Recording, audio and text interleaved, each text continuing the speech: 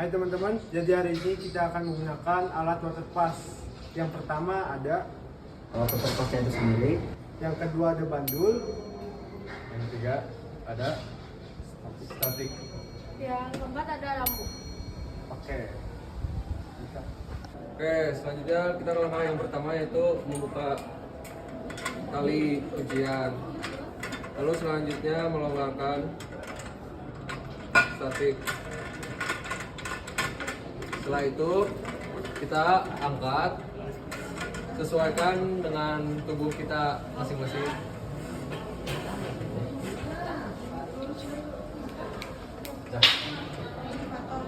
Setelah itu kuatkan kunci kembali.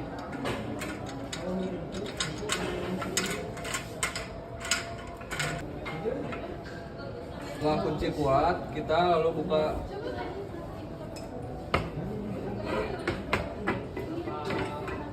Nah, setelah alat sudah berdiri tegak seperti ini, kita akan memasang alat water pass.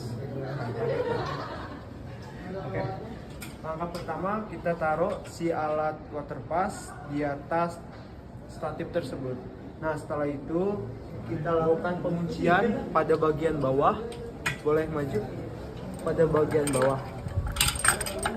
Nah, jika sudah dirasa pas, langsung aja dikunci, putar ke kanan dan sampai kencang. Jika dirasa sudah kencang, berarti alat statif sudah bisa dilakukan.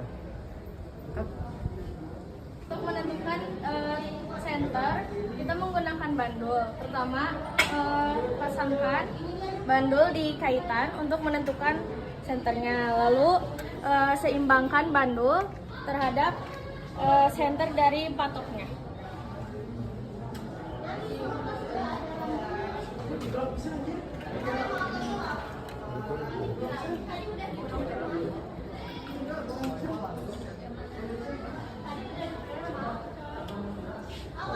Ini adalah setelah kita melakukan pensenteran, yaitu memasang water pass dengan patok yang di bawah.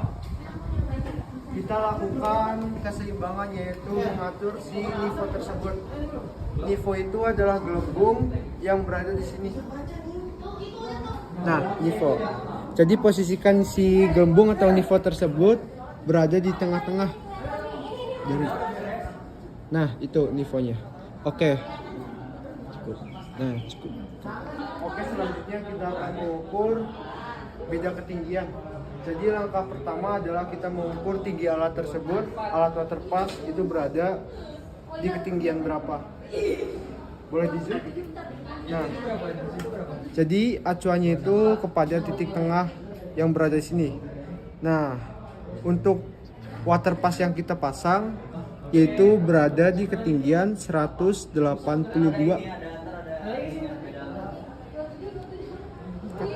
Di sini ada beberapa fungsi yang harus diketahui dulu. Yang pertama, ini untuk memfokuskan objek.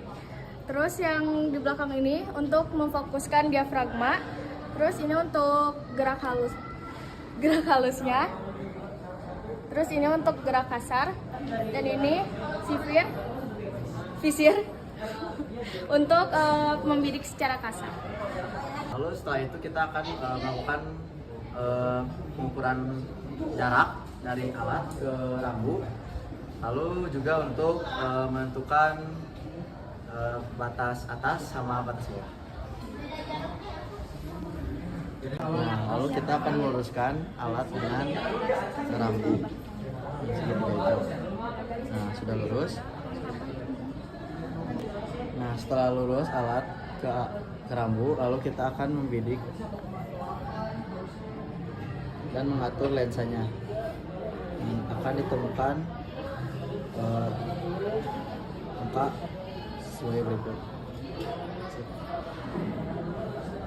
Setelah selesai, kita akan melakukan pelepasan pada setiap komponen yang sudah kita lakukan pada alat water pass ini.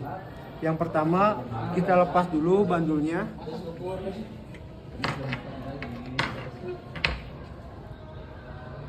Setelah itu kita lepas water pass, kepala water pass yang berada di atas. Nah, setelah itu kita lipat, tekuk di dalam, lalu kita kendorkan untuk bagian pengunci ini. Nah, setelah serasa mentok, lalu kencangkan kembali. Jangan lupa kaitkan tali pengaman tersebut.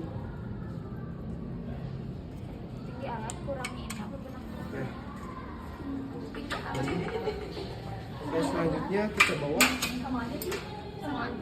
Setelah kita lakukan untuk menghitung untuk menghitung jarak, kita yang pertama itu menentukan benang atas. Setelah itu kita menentukan benang bawah. Nah, setelah yang kita dapatkan yaitu untuk benang atas 1,241 meter. Untuk benang bawah kita dapatkan 1,205 meter. Nah, untuk menentukan jarak sendiri itu kan rumusnya benang atas dikurangi benang bawah lalu dikalikan 100.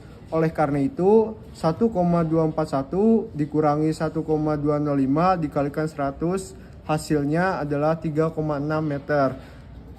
Dan tadi kita sudah mengukur jarak dengan meteran, yaitu dengan menghitung jumlah keramik yang ada sebanyak 3,6 meter. Oleh karena itu yang telah kami lakukan dan perhitungan jarak sebenarnya hasilnya adalah oke, tepat yaitu 3,6 meter.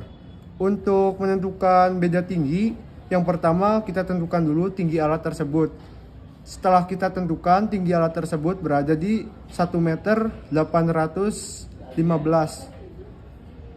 Untuk beda tinggi sendiri, BT dikurangi tinggi alat. Jadi hasilnya itu 1,230 dikurangi 1,815 yaitu yang sudah kita lakukan. Jadi hasilnya adalah 0,585 meter untuk beda tinggi alat tersebut.